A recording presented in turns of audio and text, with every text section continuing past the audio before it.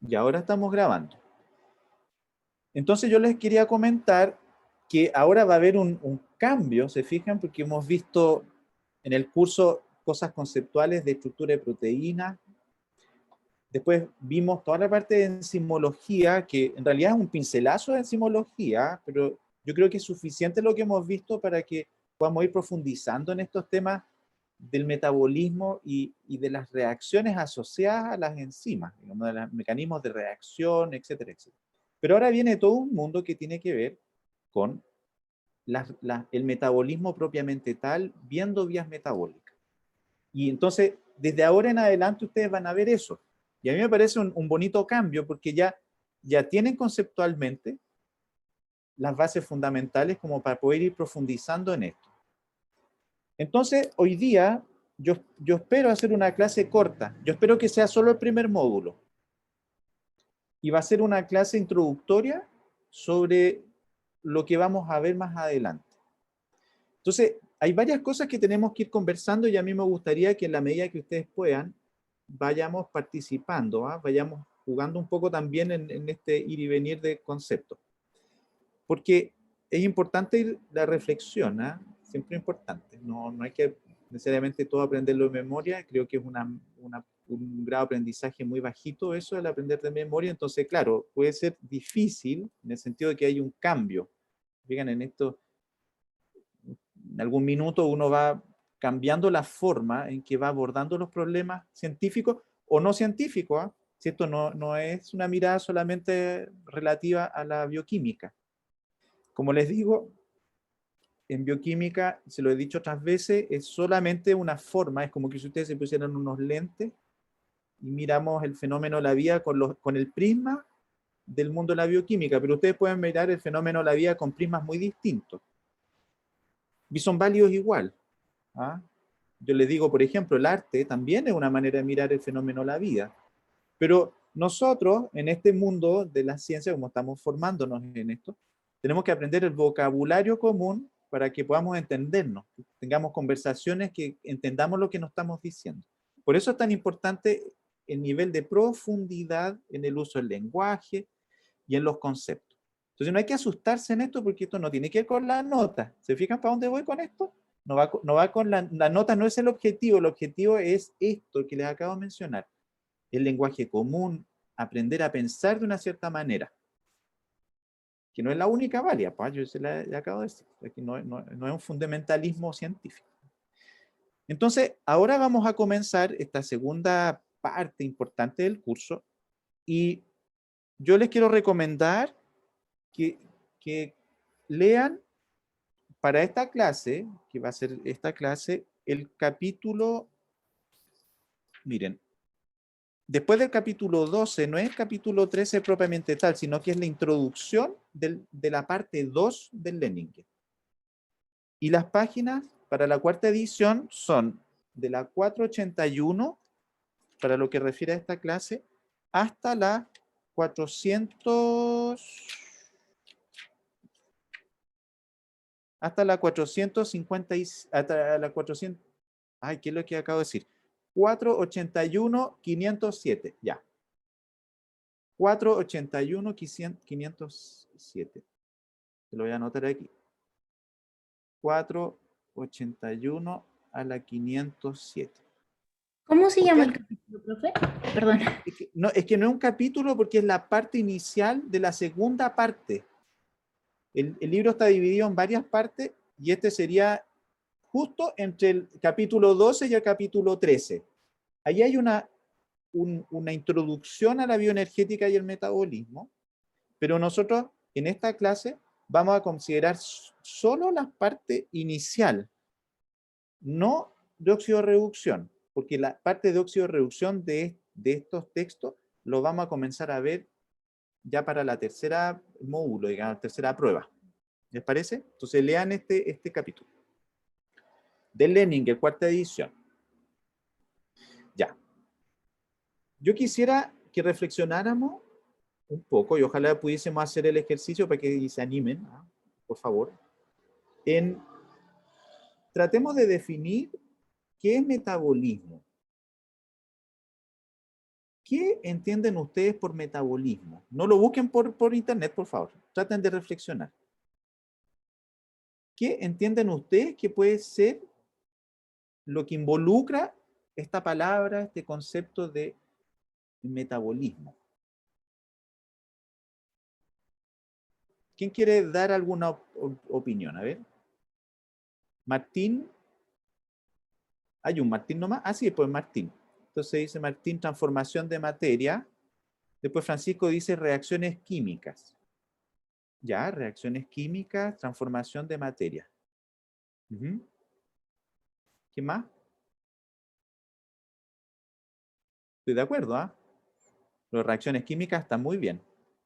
Y la transformación de la materia también. Estoy de acuerdo con eso. ¿Qué otra cosa? De la materia orgánica, ok. Profesor, Sí, ¿quién habla? Síntesis de Rafael, destrucción. Ya, Rafael, ¿y cuénteme. podría ser quizás intermediarios de algún tipo de proceso químico?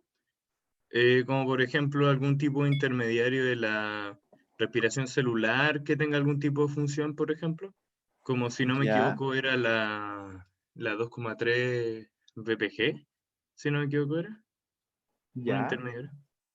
Eso, Al tiro Marlene le doy la palabra. Ya, aquí, ¿su nombre cuál era? Perdón, Rafael, ¿no? sí, Rafael. Ya, listo, Rafael. Listo, aquí una corrección que a mí me hace como ruido. Cuando Ujú. uno en química menciona una molécula, por ejemplo, no dice 2, no dice 2,3, uno dice 2,3, la coma no la Ah, menciona. Esto perfecto. es formalidad, es para la cosa del lenguaje, ¿qué importa?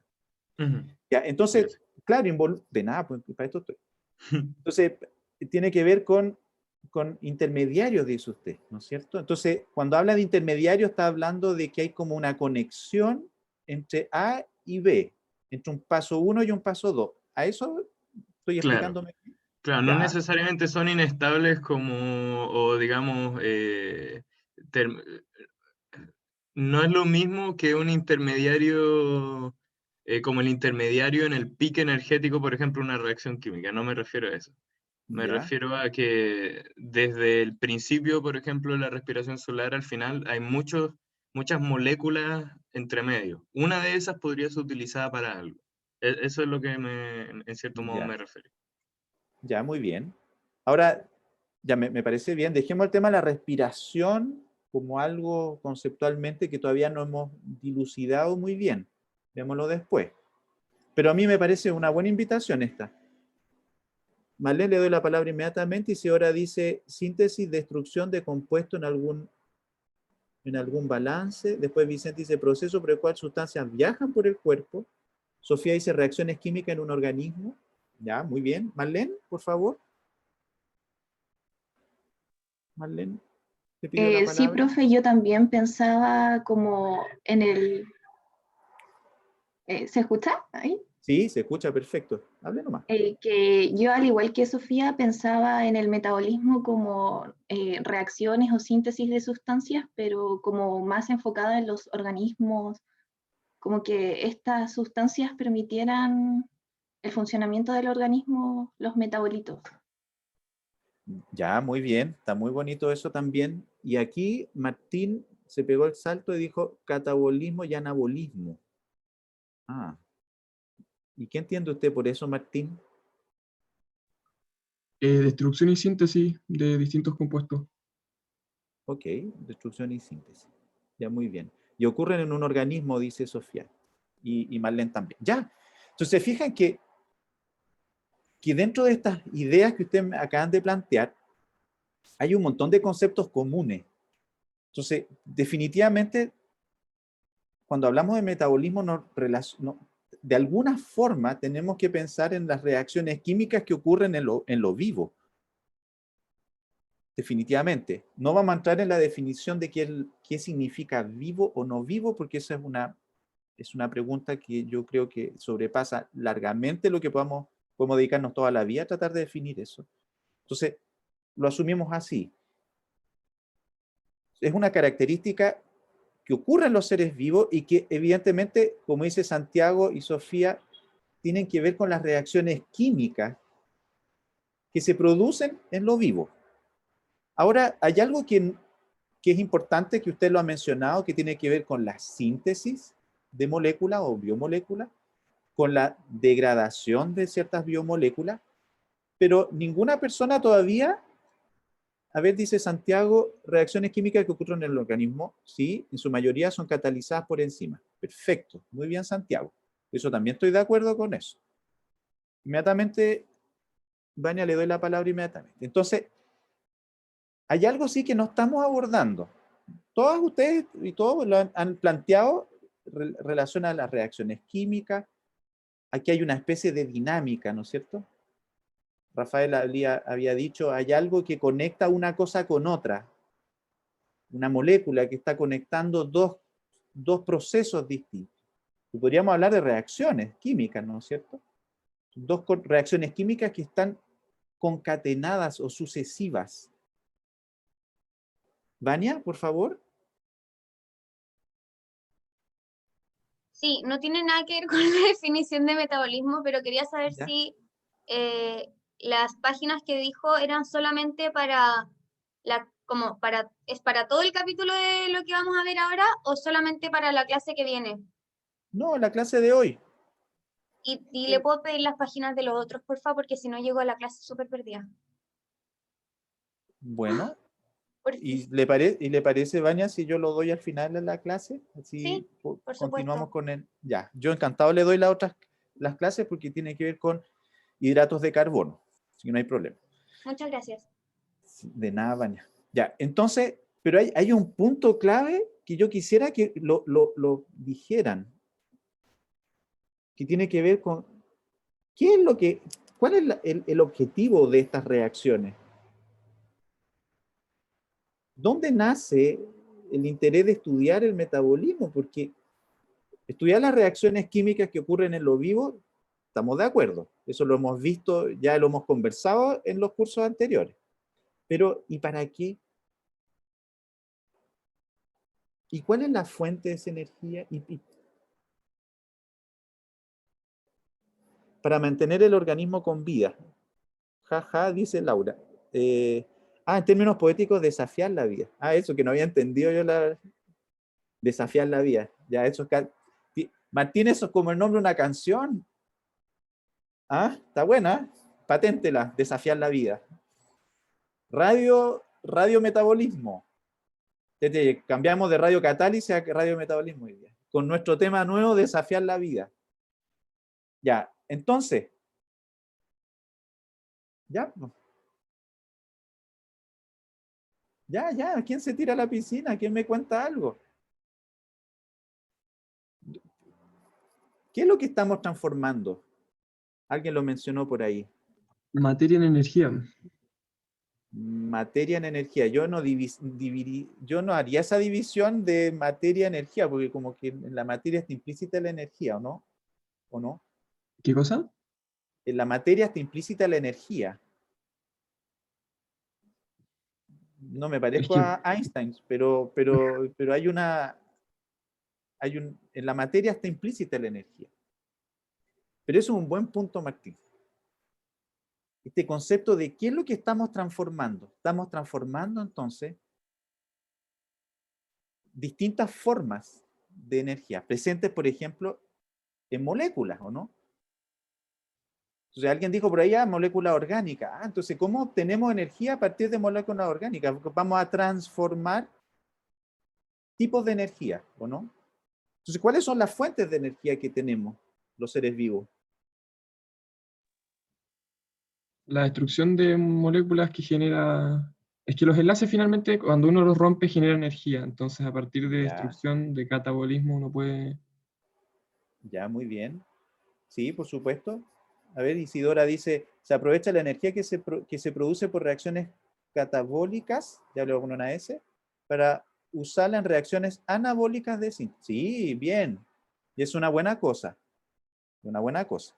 Pero no toda la energía que se obtiene del catabolismo se usa para síntesis, ¿ah? O no toda, digamos. Hay una que se disipa también, ¿no es cierto? Ya.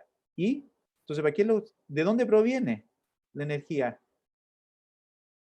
que utilizan los organismos vivos, los seres vivos. Del universo, del sol, de la luz, no sé, como de Del todos lados sol, finalmente. del sol, muy bien. Entonces, fijan que hay organismos que utilizan de frentón la luz como fuente de energía para transformar a través de una serie de reacciones químicas esa energía en moléculas, que esa energía entonces se transfiera, se constituye en ciertas moléculas, ¿no es cierto? Que van a utilizarse en reacciones X. Entonces, nosotros no usamos la energía del sol para eso. Entonces necesitamos nutrientes, ¿no es cierto? Unas moléculas orgánicas para eso. Ya. Entonces estamos claros que algo tiene que ver con la transformación y el metabolismo entonces involucra la capacidad de los organismos vivos para transformar a través de una serie de reacciones energía que está en el entorno. Ahora, ¿para qué se usa?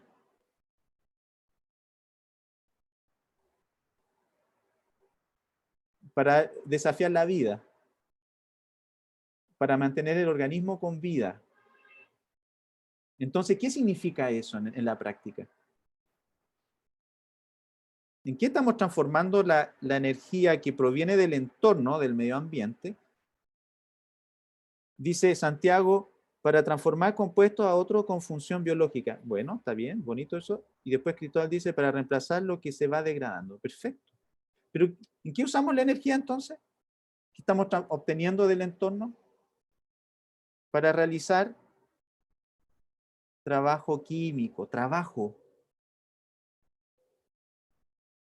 Nosotros usamos esa energía para realizar trabajo, para mantener ciertos procesos que son homeostáticos en lo vivo, como por ejemplo el trabajo osmótico. Necesitamos energía para mantenerlo, ¿no es cierto? Necesitamos también movernos. Hay movilidad, hay crecimiento, entonces hay mucho de esa energía que se utiliza para. Entonces la finalidad de esa transformación tiene que ver con la utilización de esa energía. Ahora, si ustedes tuvieran que definir entonces el metabolismo de una manera mucho más precisa, usemos todas las cosas que hemos conversado hasta el minuto, y tenemos que sí o sí poner reacciones químicas, las tenemos que incorporar en la definición, ¿no? ¿Y qué tipo de reacciones? ¿Y dónde ocurren? Entonces empezamos a definir un poco más. Yo le voy a leer aquí una definición.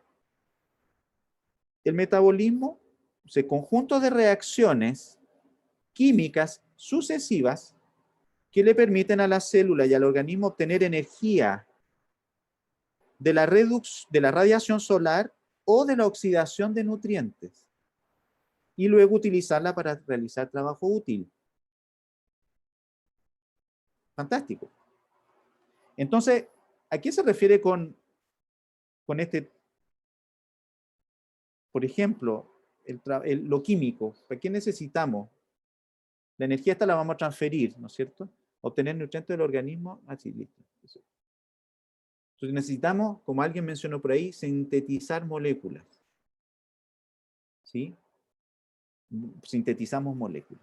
Tomamos, por ejemplo, azúcar y vamos a terminar usando la energía para poder sintetizar lípidos, por ejemplo. ¿Sí? Hay una transformación. Y necesitamos, ¿qué otras cosas que necesitamos? Que hay un gasto de energía importante.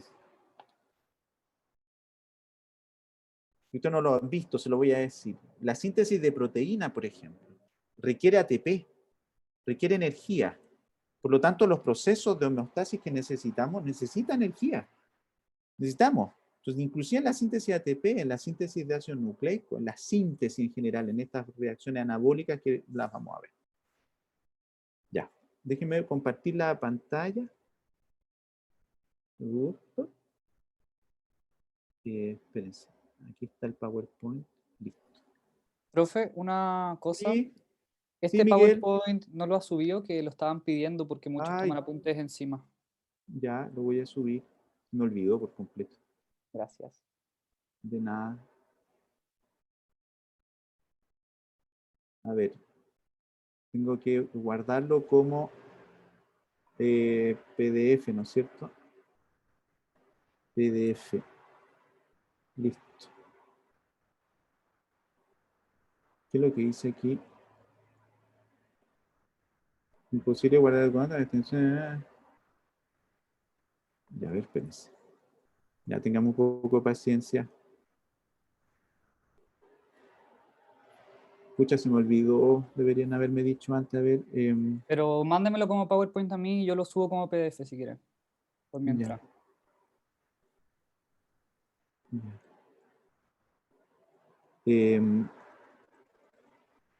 Ya, yo te lo voy a mandar por mail. Miguel Domínguez. Lip. Pucha, se me olvidó.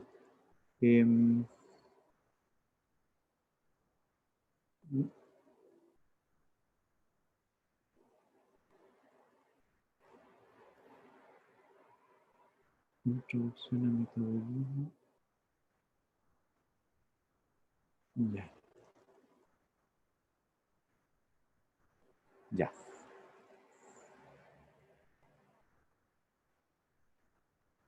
Ahí está cargando en el mail.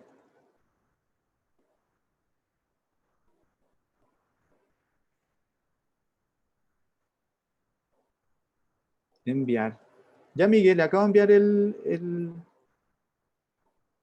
Sí, discúlpeme, se me fue. Ya. ¿Ya están viendo el PDF? O sea, la presentación. Sí, ya. Gracias, Rafael. Listo. Entonces, imagínense, aquí estamos en un diagrama en que tenemos una serie de transformaciones, ¿se fijan? Que permiten finalmente generar la energía necesaria ¿para qué? Para el trabajo celular, la síntesis química, el trabajo osmótico, etcétera, etcétera, etcétera. Parte de la energía que proviene de los nutrientes, en el caso nuestro, digamos, y en el caso de los autótrofos, vamos a ver en el caso de las plantas,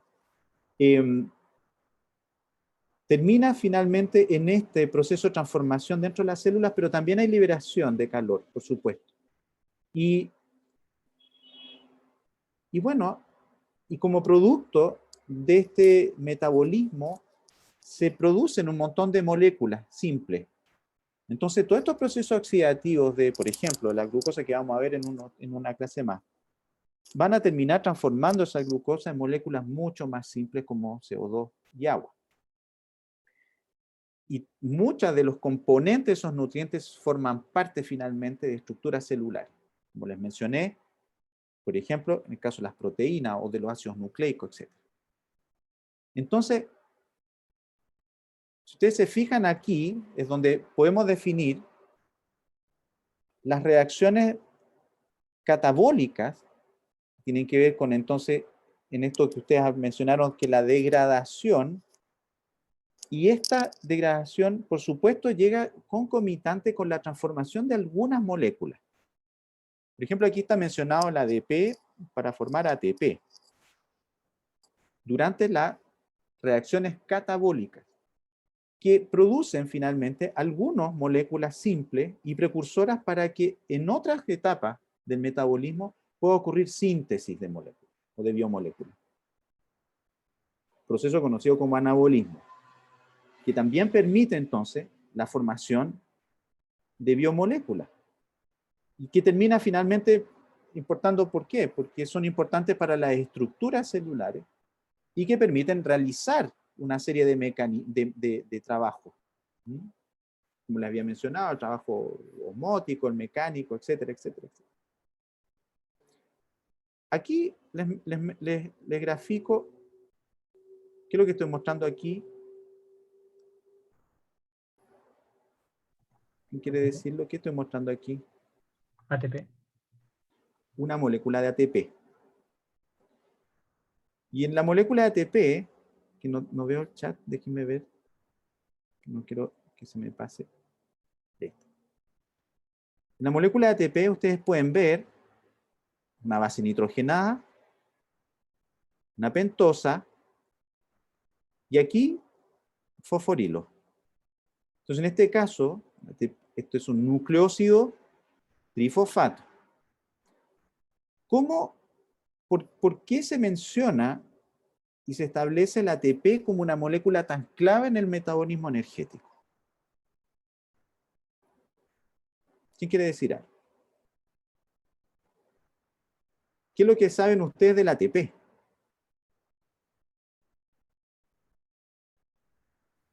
Es como la moneda energética a nivel celular.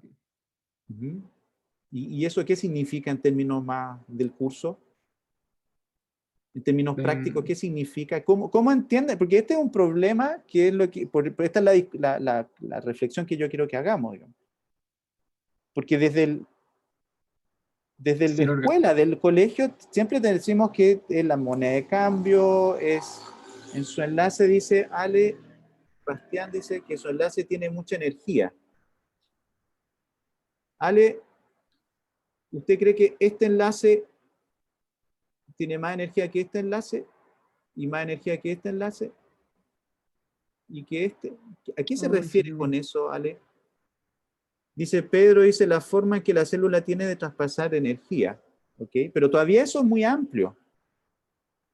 Isidora dice, se desfosforila en ADP, lo que en algunas proteínas produce la fosforilación necesaria para que adopten una conformación que sea activa o inactiva. Ok, pues eso está hablando de los conceptos de modificación de la función de enzima, ¿no es cierto?, de la actividad enzimática, por modificación de unión covalente.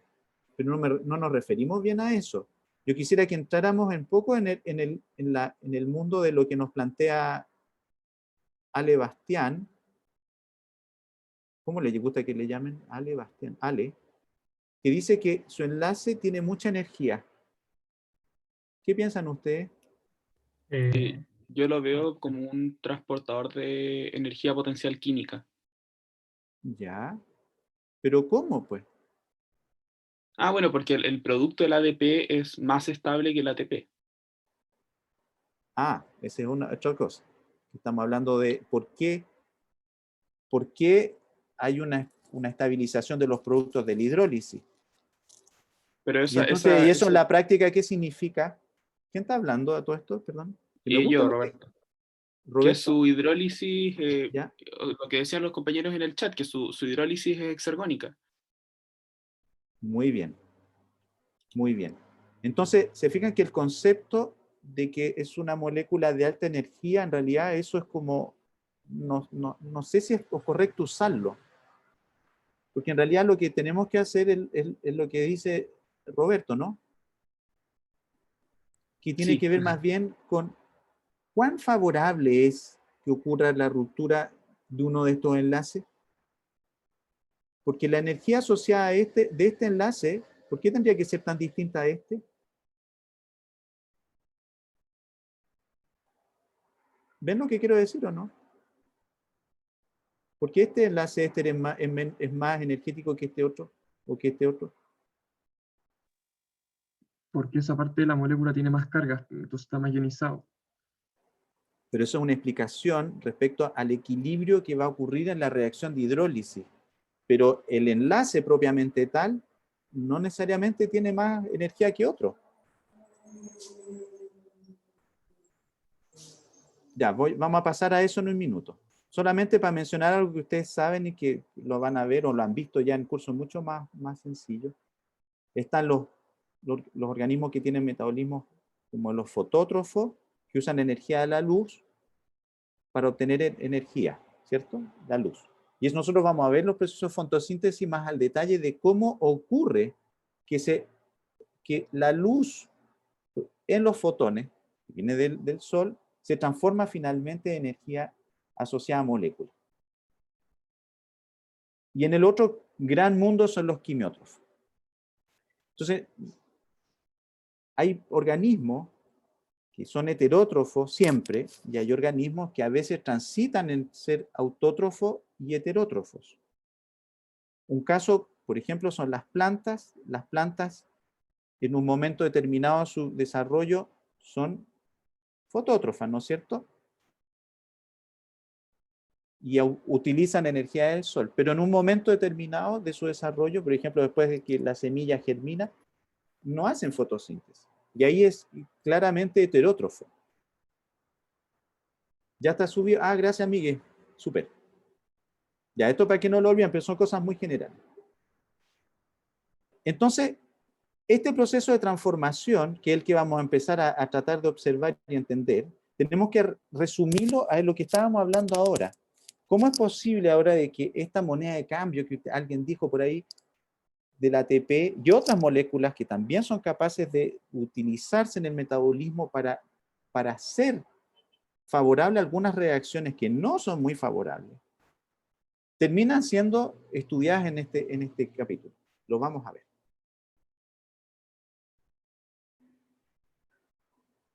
¿Saben que me voy a pasar a esta otra parte? Porque está más entretenido y lo vamos a ver así.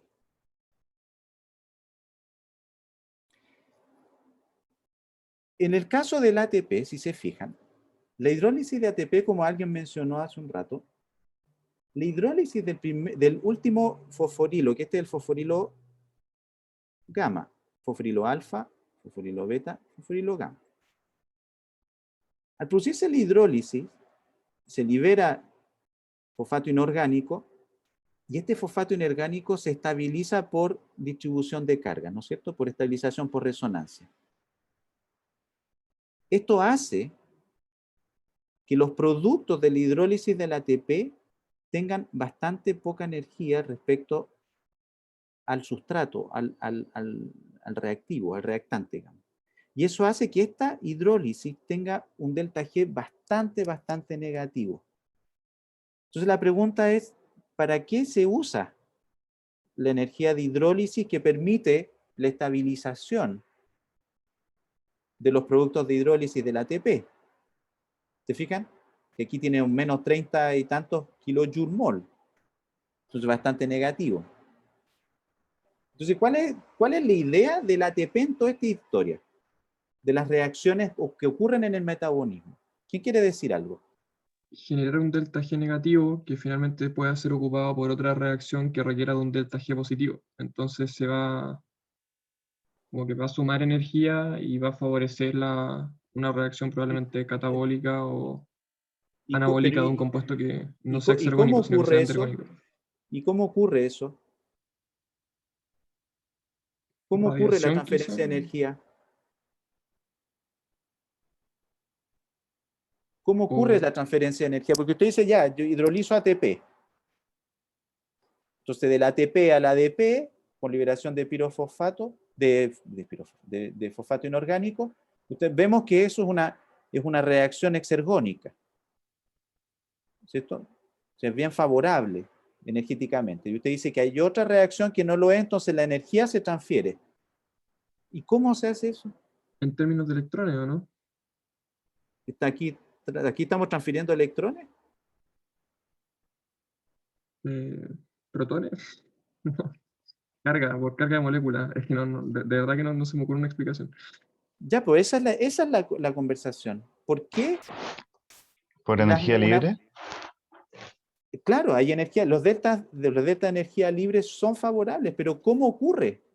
¿Calor? Ah, perdón. ¿La El energía calor, libre ¿no? como traducida en calor? No creo yo. ¿Cómo piensan ustedes que ocurre que una molécula como el ATP al hidrolizarse y en una hidrólisis que es favorable energéticamente puede ayudar a que otra reacción que no lo sea ocurra? Profe, ¿Sí? yo, por ejemplo, pensando en algún momento que vi como el mecanismo de la glicólisis, la Sí. fosforilación de algunos sustratos como que los inestabiliza y de ahí induce a que se fraccionen. Los Cuando se inestabiliza. Ya. cuando se forman estos productos fosfatados que hay en la glicólisis. Sí. Sí, que lo Me vamos a ver imagino que son más que inestabiliza el sustrato y eso hace que después se pueda seguir rompiendo. Claro, pero eso es más bien una estrategia para saber cuáles son buenos grupos entrantes, buenos grupos salientes. Hay una estrategia ahí, por supuesto, no estoy de acuerdo con usted y eso lo vamos a ver. Pero la pregunta es más bien, ¿cómo la energía de hidrólisis del ATP es usada por otra reacción para que ocurra? ¿Se han hecho esa pregunta antes? Profe, ¿podría ser quizá como que ¿Ve? aumenta la entropía del medio esta reacción? Usted, a ver, se lo voy a plantear de otra forma. Ustedes tienen ATP en solución y tienen otra molécula por ahí que hace una reacción, por ejemplo, X. ¿Ah? Pero la reacción de hidrólisis de ATP es fuertemente negativa y la otra es levemente positiva, el delta G. Entonces, si la pregunta es, ¿cómo ustedes están imaginando, o algunas personas imaginan a lo mejor que la hidrólisis del ATP, como es energéticamente favorable, esa energía liberada en la hidrólisis va a ser transferida a la otra molécula para que ocurra la reacción? ¿Eso es lo que están imaginando? ¿Cómo mecanísticamente eso puede ocurrir?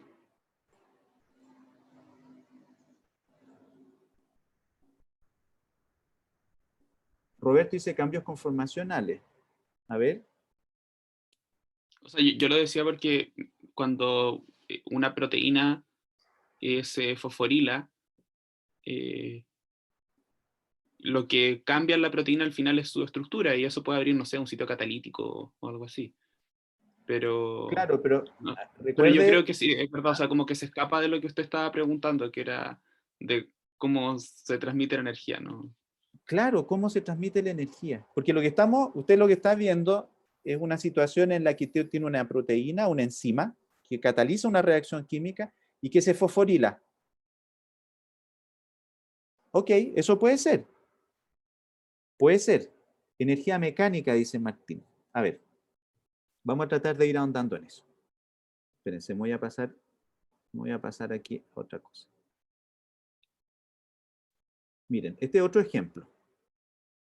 Aquí tienen otra molécula fosfatada, fosforilada, que es el fosfonolpiruvato.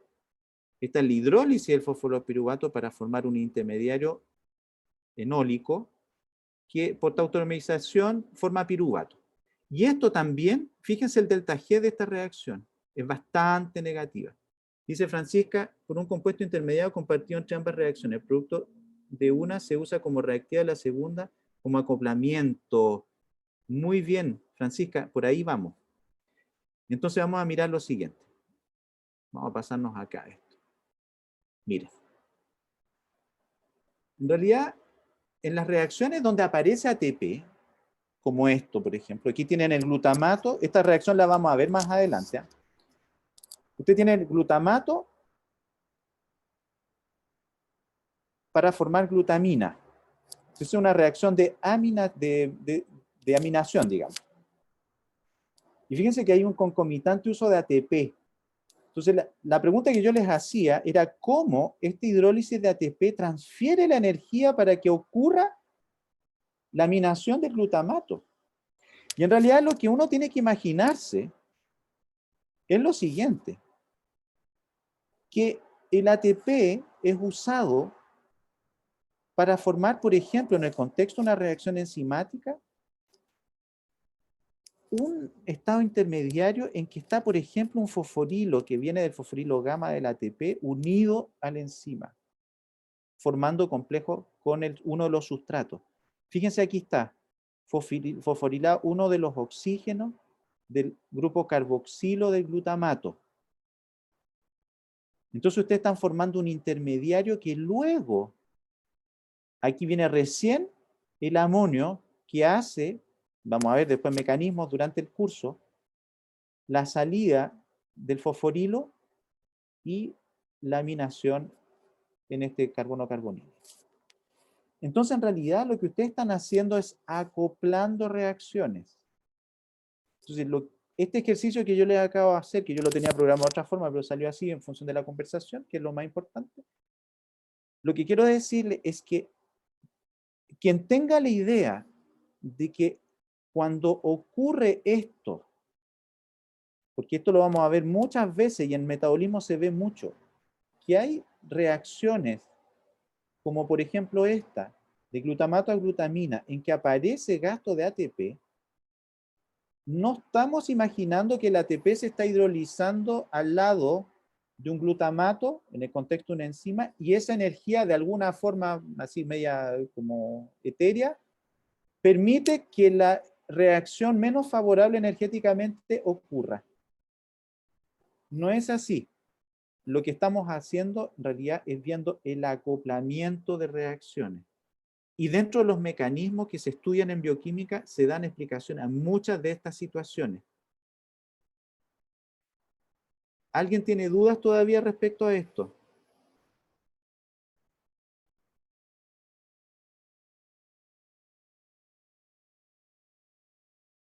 ¿No? No, Pi. Profe, una duda. ¿Sí? ¿Sí? Entonces, cuando estas dos reacciones se acoplan, ¿Sí? dan como la reacción general y ahí se pueden sumar los delta G y ahí daría como que fuera Muy bien. favorable. Así es. A ver, ¿dónde lo tenemos esto? A ver, espérense. A ver aquí. Ah, claro. Esto es lo que ustedes han visto en química. ¿No se acuerdan?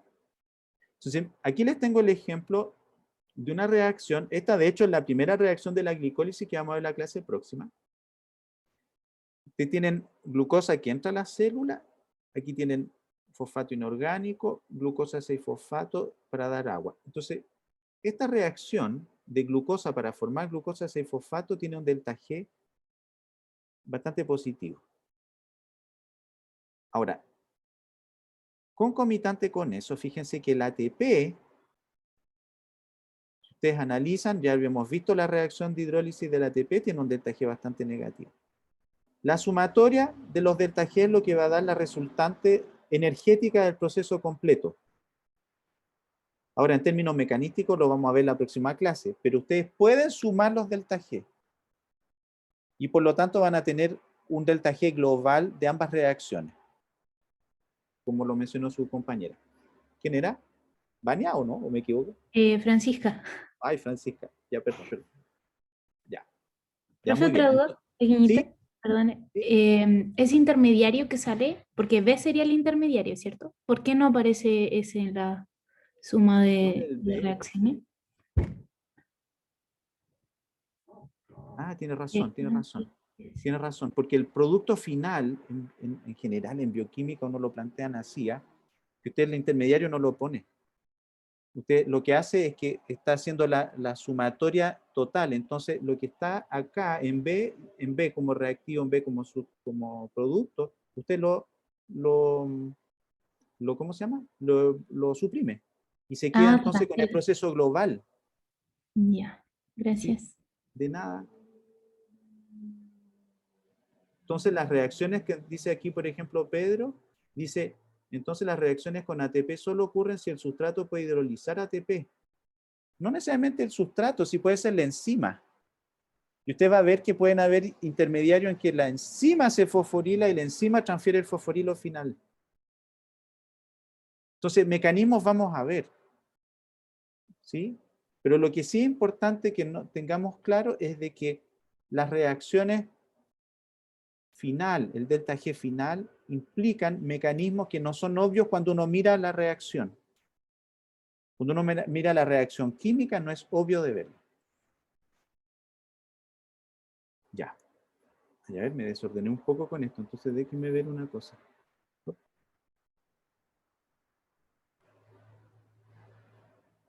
Denme un segundo para poder ordenarme. Ya. Una cosa que les quiero mencionar que puede ser importante para que la veamos es que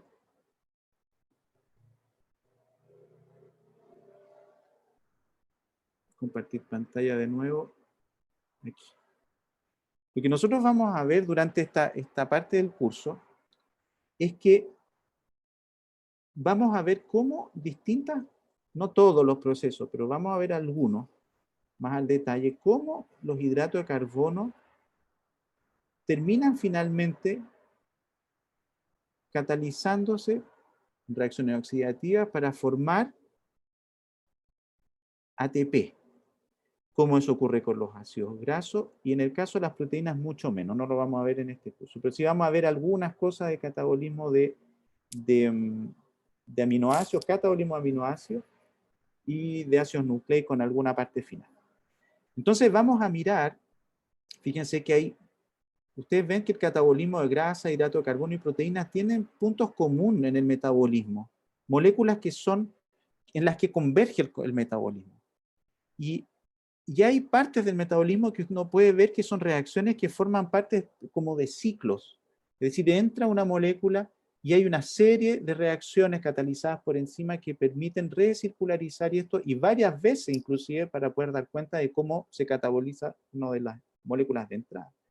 Y vamos a ver también cómo finalmente la energía asociada a todos estos procesos permite la síntesis de ATP.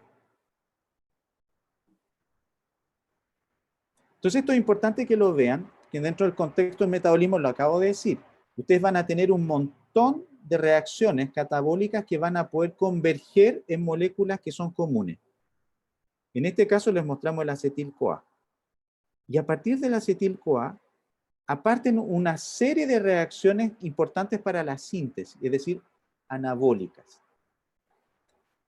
Vamos a mirar varias de estas, poco de la biosíntesis, vamos a ver algunas, al menos una, vamos a ver de rutas anabólicas, digamos, y la mayoría van a ser vías de catabolismo que vamos a ver en el curso.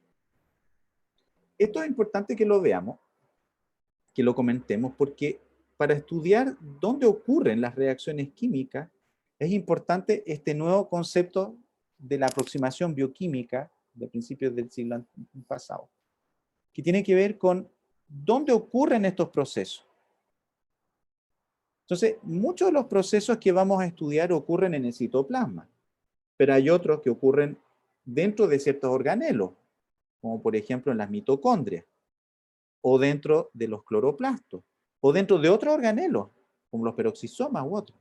Entonces esto es importante que ustedes lo recuerden, de que el concepto de estudiar dónde ocurren puede implicar disgregar la célula y hacer separación de las distintas fracciones. Por ejemplo, si ustedes rompen un tejido y lo centrifugan a una velocidad no muy alta, por una cantidad de tiempo bajo, ustedes lo que van a tener es un sedimento de estructuras tremendamente grandes. Van a tener restos de membrana, el núcleo seguramente va a sedimentar, y lo que va a quedar aquí va a ser una cantidad importante de organelos y del contenido citoplásmico. Si ustedes siguen centrifugando esto a distintas velocidades, van a poder ir concentrando en el pellet distintas fracciones subcelulares, de manera de que luego van a poder analizar las actividades, por ejemplo, presentes en mitocondria o en otros organelos. Entonces esto es importante que lo tengan en consideración de cómo se va disgregando una célula para poder, o la célula o los tejidos, para poder ir entendiendo el proceso que van ocurriendo dentro de las distintas fracciones.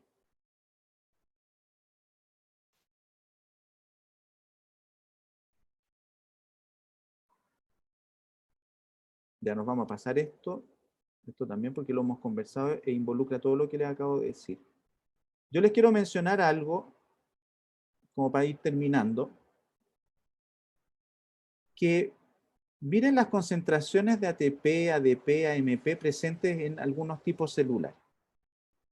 Aquí estas concentraciones en milimolar. Ahora,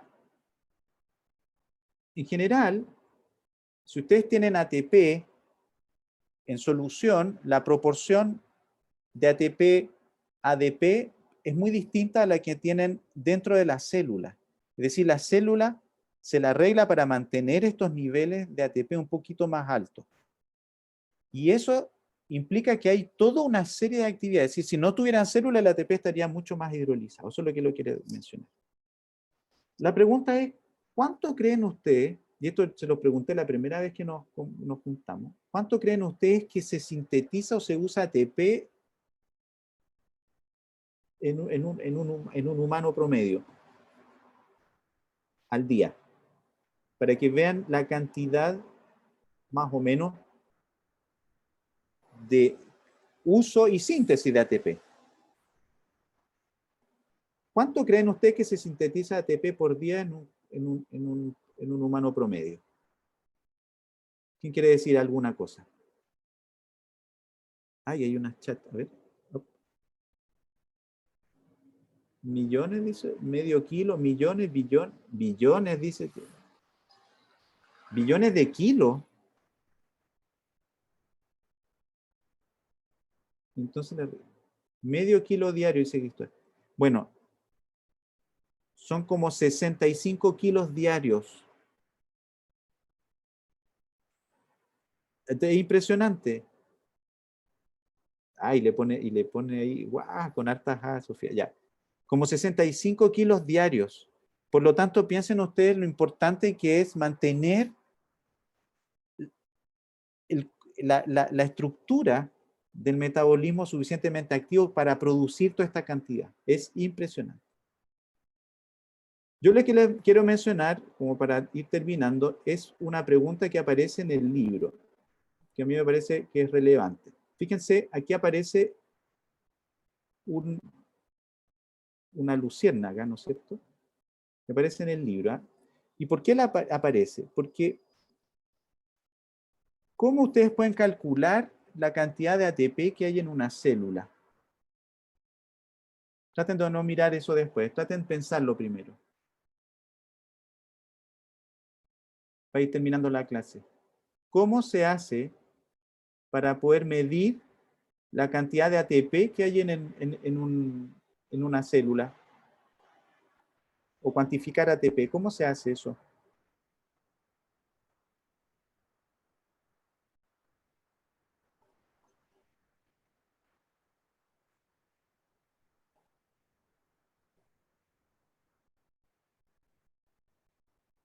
¿Alguien tiene con alguna enzima que use ATP? Perfecto. Una prueba de fosforilasa en espectroscopía. ¿Y cómo se hace eso? José y Ale, ¿cómo lo hacen? ¿Cómo es posible saber cuánto luciferasa? Ni un problema, que aquí está.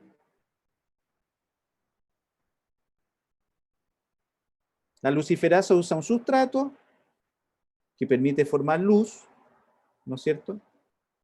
Entonces aquí hay un ciclo en que se recupera la luciferina y nuevamente esta, fíjense aquí, el ATP es utilizado, pero en realidad es el pirofosfato el que sale, ¿no es cierto?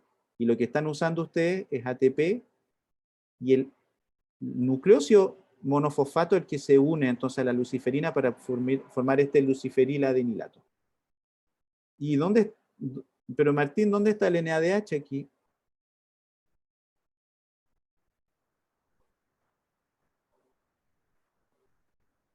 ¿Dónde está?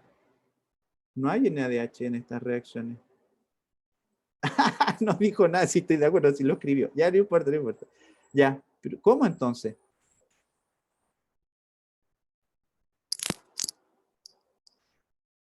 ¿Cómo a través de Midiendo la intensidad de la luz de la luciferasa. Por supuesto, muy bien. ¿Quién lo dijo? Fuenzalía. Fuenzalía. Ah, José Miguel Fuenzalía, ya. Eso. Ustedes pueden medir luz y la luz, recuerden que es cuantificable. Por lo tanto, cada vez que ustedes pueden medir la cantidad de luz aparecida, pueden asociarlo al uso de ATP. Por lo tanto, es una manera indirecta de medir ATP en una célula. ¿Cuál es la gracia de esto? Que ustedes podrían, a diferencia de lo que se muestra, por ejemplo, en un método mucho más disruptor, digamos, ustedes lo que podrían hacer es tener luciferasas activas en células vivas y medir la cantidad de luz. Esa cantidad de luz ustedes la pueden cuantificar y hacer una relación con respecto al ATP. Y determinar in vivo la cantidad de ATP presente, y eso se hace. Se hace. Y eso en biología celular es una cosa muy interesante porque es posible utilizar este tipo de aproximaciones para poder determinar entonces las cantidades relativas de ATP en un momento determinado, para tener una especie de razón del estado metabólico de una célula determinada. Ok, entonces, como les dije, esta va a ser una clase corta, conceptual. Yo quisiera que leyeran el capítulo, la parte de estas hojas, las pocas hojas que les mencioné, para poder sedimentar un poco esto, consolidar estos conceptos y dejarlos a ras para poder en la clase del jueves comenzar con catabolismo de hidrato de carbono, que es la parte, vamos a tener 3 o 4 clases de eso. Pero es importante que revisen la parte de los delta G, vean el tema de la utilización de ATP, que son muy relevantes. Y vamos a empezar a mirar ahora cómo se obtiene energía o cómo el catabolismo inicial de la glucosa, que es tremendamente importante. Entonces lo vamos a empezar a ver en la próxima clase. ¿Quién tiene algún comentario, alguna duda? Profe, ¿me va a servir la segunda edición del libro? La verdad que sí le sirve, porque estos conceptos no han cambiado. Para nada, Santiago. Yo, profe, de hecho tengo dos dudas. O sea, la primera, ¿Ya? usted había dicho que había que usar la cuarta edición del libro. Sí. Es que en la biblioteca está como la séptima, sexta. ¿Se puede usar igual? Se puede usar igual, por supuesto que sí. Ya, bacán, gracias. Por supuesto que Los- sí. ¿Y la otra lo- pregunta? lo ¿Tenía dos o segundo, no? sí, sí. Es que, ¿por qué no suelta otro fosfato el ADP? Como que me quedo dando vuelta eso como que había comentado. Ah, ¿por qué en esta reacción? No, no, en general, como, ¿por qué no es favorable que suelte otro fosfato el ADP? Como para ser ocupado en otra reacción librando energía o acoplando energía. Bueno, porque en realidad puede salir, cualquiera de los fosforilos en realidad. Y hay varias reacciones, la mayoría de las reacciones utiliza el fosforilo gamma. Y ese fosforilo gamma se hidroliza, por supuesto, del ATP, y esa es una posibilidad entonces que es la más usada. Hay otras reacciones que usan pirofosfato, ¿no es cierto? Entonces, lo que lo acabo de mostrar, por ejemplo, una reacción asociada y que se libera el pirofosfato. Ahora, ¿cómo cree usted que se estabiliza una reacción o que sea favorablemente energética cuando hay el pirofosfato que se libera? ¿Qué es el pirofosfato? Es estos dos fosfatos que se liberan juntos. No sé si los está viendo acá. Estos. Es decir, fosforilo, el beta y el gamma. ¿Cómo creen ustedes que se estabiliza y se hace favorable energéticamente que ocurra eso?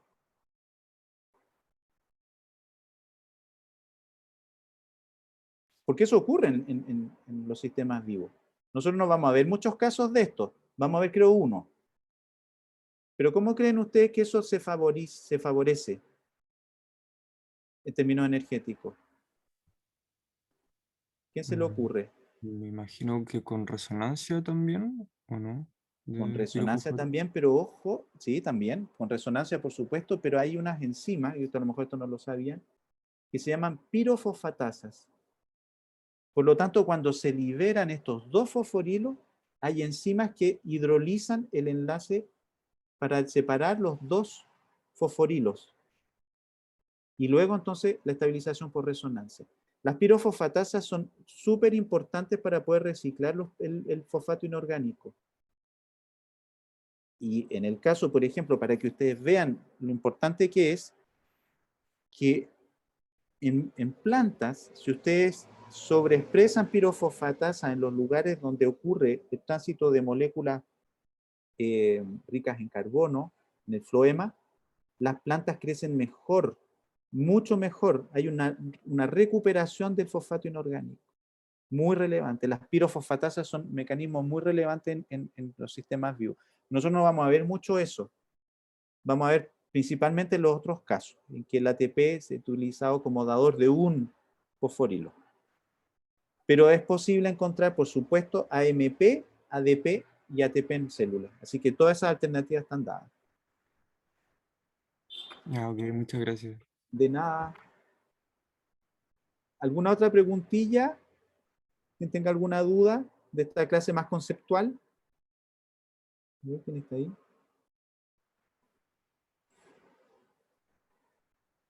Aquí, José. José Miguel. Sí, perdón por repetir, pero no me quedó muy claro cómo era que el ATP entregaba energía, si es que no era por calor. No me quedó muy claro cómo entregaba energía. La energía no se transfiere así como por el aire. Lo que está ocurriendo es que mecanísticamente puede ocurrir que, en el caso que yo les mostré del glutamato a glutamina, existe la fosforilación del sustrato. Y luego la fosforilación del sustrato hace que sea un buen grupo saliente el fosforilo y un grupo entrante el amonio. Puede ocurrir en otros casos que vamos a ver que el fosforilo, la enzima que cataliza la reacción, se fosforila y forma un intermediario fosforilado que después ese fosforilo es entregado a un intermediario de la reacción. ¿Sí? Entonces, lo importante es que lo que hay que imaginarse es que hay reacciones acopladas, pero reacciones que ocurren realmente con unión, por ejemplo, de formación de enlaces covalentes. No es que la hidrólisis del ATP ocurre por un lado, la otra molécula por el lado está aquí cercana y ocurre una especie de transferencia de energía de manera de calor. No es así. Tiene que ver con el acoplamiento mecanístico de las dos cosas. No sé si me explico bien.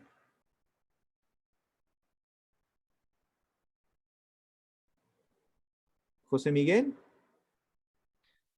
No, sí. Entonces lo que pasa es que forma intermediarios de reacción, Así que es. serían Así es. más...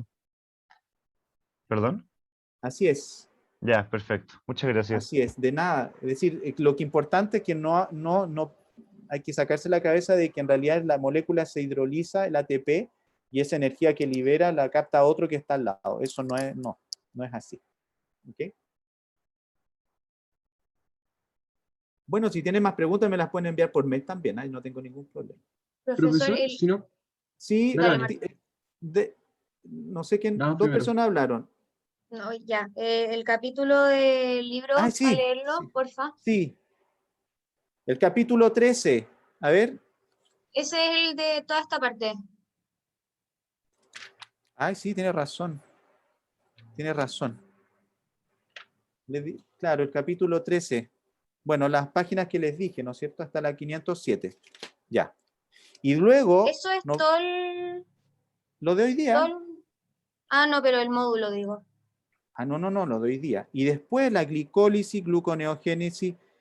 Y no sé si vamos a alcanzar a ver el ciclo de las pentosas, el capítulo 14.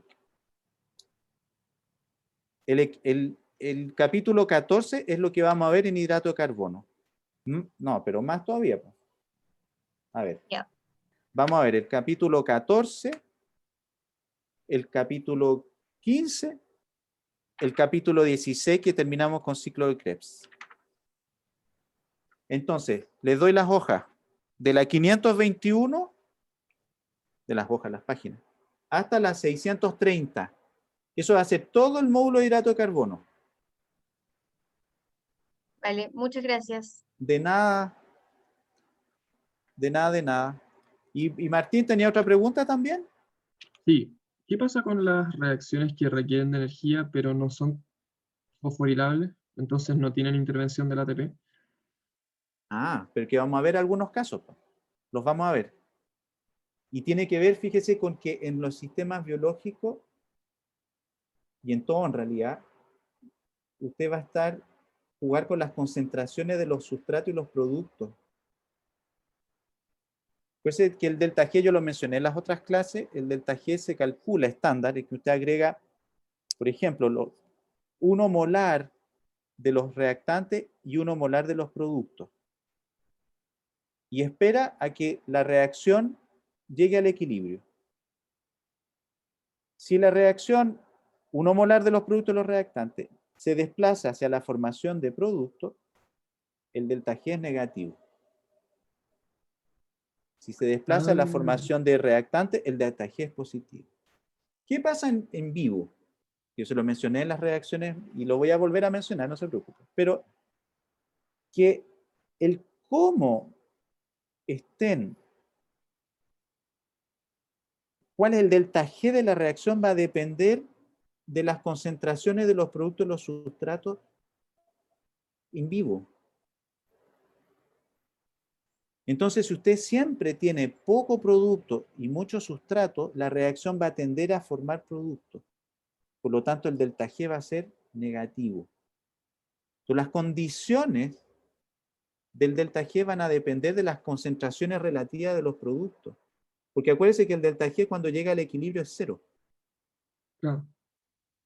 ¿Sí? Ujú. Entonces, por supuesto, puede que una reacción in vivo ocurra en un sentido. Pero si yo aíslo esa proteína, puedo hacer la reacción en el otro sentido si quisiera. Aumentando la cantidad de, por ejemplo, el producto y lo hago en el sentido inverso. También lo puedo hacer. Entonces, fija que el delta G depende de las concentraciones relativas de los productos y de los reactantes. Y cuando estamos en la situación del equilibrio, entonces el delta G es 0. No hay movilidad evidente, es decir, un equilibrio dinámico. Está ocurriendo la reacción en un sentido o en el otro, pero a la misma velocidad. Entonces, el estado estacionario es el mismo. Claro. ¿Sí? Ujú. Entonces, es importante recordar eso. Ya pues, vamos a dejar la clase hasta acá. Nos vemos el próximo jueves.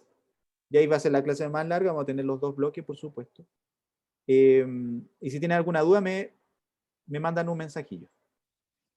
Gracias, profe. De nada, gracias a ustedes. Gracias por participar. Chao, profe, gracias. Chao, que estén bien. Chao. No, profe, gracias. Chao. Gracias, profe. Tenga un buen Gracias a día. ustedes. Chao, profe. Igualmente. Gracias. Chau. Ahí tengo que dejar de grabar. De tener grabación. Chao. Gracias, Jesús. Gracias.